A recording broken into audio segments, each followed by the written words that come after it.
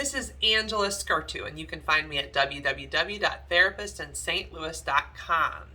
I am talking today about how to pick and choose your battles. So this one is always interesting to me because there are so many people who, when they say you need to pick and choose your battles, they don't pick any battles. They avoid all of the battles. So I just want you all to know this up front. People who say you need to pick and choose your battles tend to avoid battles as much as possible. These are conflict avoiders in our world. And to be fair, there is some value in waiting to have conflict, deciding, is this conflict worth it? So today I want to discuss with you when you really should pick a battle and how. Because this is the other thing. I don't think you should fight through everything. I think it is worth it to bring up issues when you're concerned about them. So here, let's go into it.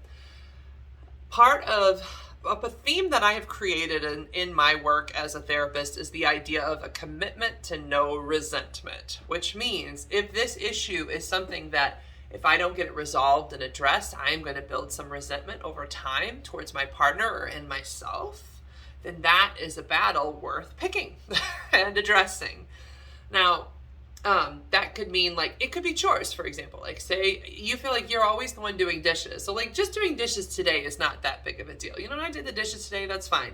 But if it feels like it's always in there, it's always in the sink, I'm always the one who has to do the dishes. You never even think to do the dishes, you don't care, you don't even ask. It's when it starts to chip over time and you feel like it's accumulating that you're like, God, can you just help me with these dishes? So if you can see an issue like that is just chipping and chipping and chipping away at you, then you really do need to address the battle. And I don't like the word battle, right? Because I also don't want it to be a battle. So it can be a conversation where you just say to your partner, hey, I'd really like us to come up with a different way to do dishes because I feel like it's commonly me who does them and I don't want to be the only one taking care of our dishes. I want us both to have a part in this. What do you think we can do as a team to address that? So if you hear my language, it's I and we language, right? So I'm talking about the way I feel and what I'm struggling with, and I'm talking about we as a team because it's our dishes as a team to deal with, right? It's not you're a terrible dish person, so there's these ways people will globally criticize a partner, you're just lazy or you never do the dishes.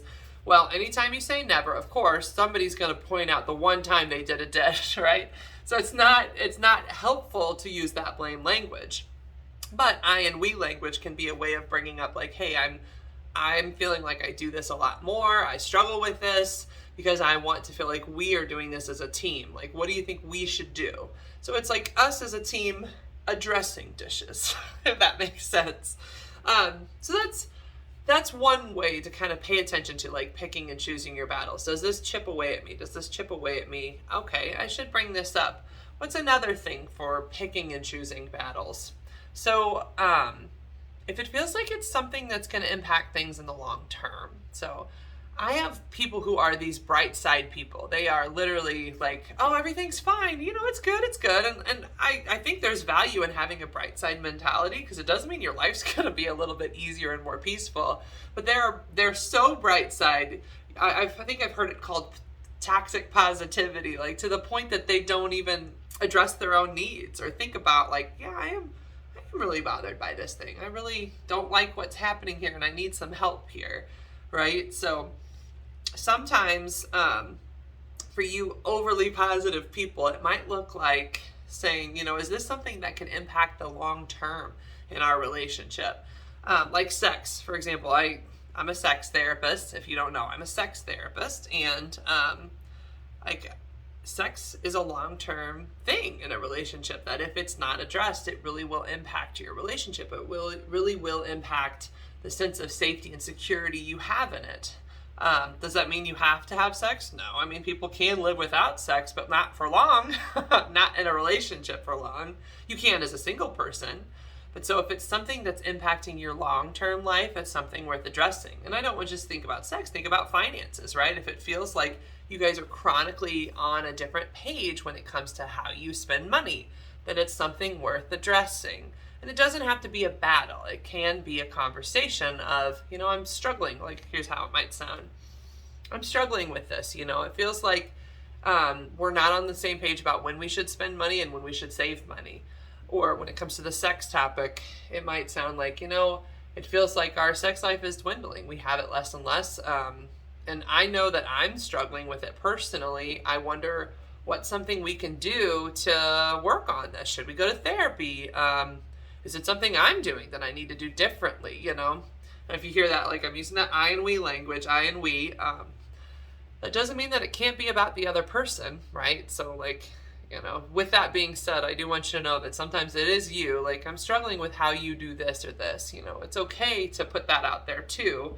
But in the end, for picking and choosing battles, I want you thinking about either, is this chipping away, is it accumulating, or is this something that I'm going to build resentment over if it's not addressed?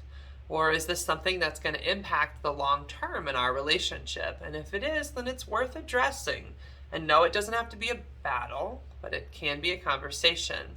And if you find that you're trying to have a conversation and it turns into a battle every time, you definitely need to come to therapy. All right. Thank you all for listening. My name is Angela Skurtu, and you can find me at www.therapistsinstlouis.com.